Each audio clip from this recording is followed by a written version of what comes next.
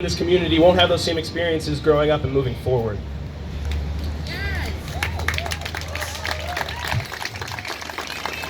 But I would like to begin with what I did write this morning when I realized I was coming, with a realization that Malcolm X had in prison.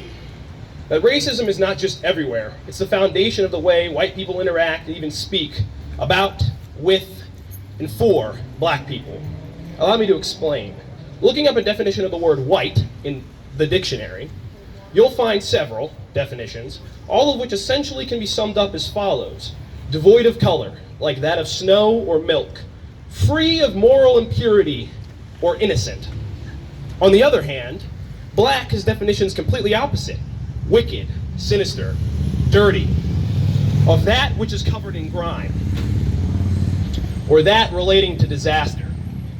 When black people of this movement say that it is not just the police, it's not just redlining and poverty and other such grievances the black community experiences, it is the very fabric of society. It's in the language we speak to one another. We don't just need a radical change in the way whites and non-black folk approach and understand black people. We need a radical change in the way we even speak about race. That is perhaps the greatest thing to understand when we speak of change.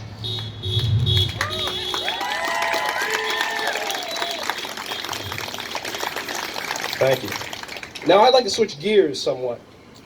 Who here, and this is, I would like you to raise your hands, who here has heard of and knows what Juneteenth is? Okay. On Friday of this coming week, June 19th, is a celebration of complete and total liberation from slavery as it presented itself in 1865. The Emancipation Proclamation was read on a plantation in Texas, freeing the last enslaved black people in this country. Now, where did you all learn about that? Because I didn't learn about it at Saucon Valley High School. I didn't learn about it in high school, middle school, elementary school. I learned about it because I saw a Snapchat filter and said, "What is that?" Because it's about people that look like me, and I read and I educated myself. Who here knows what Seneca Village is? Please raise your hand. A once thriving black community with a population of 264 people, 3 churches, and a school.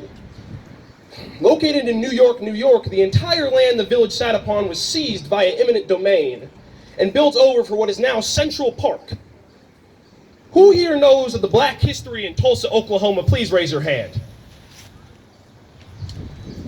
In 1921, in Tulsa's Greenwood district sat Black Wall Street, a thriving community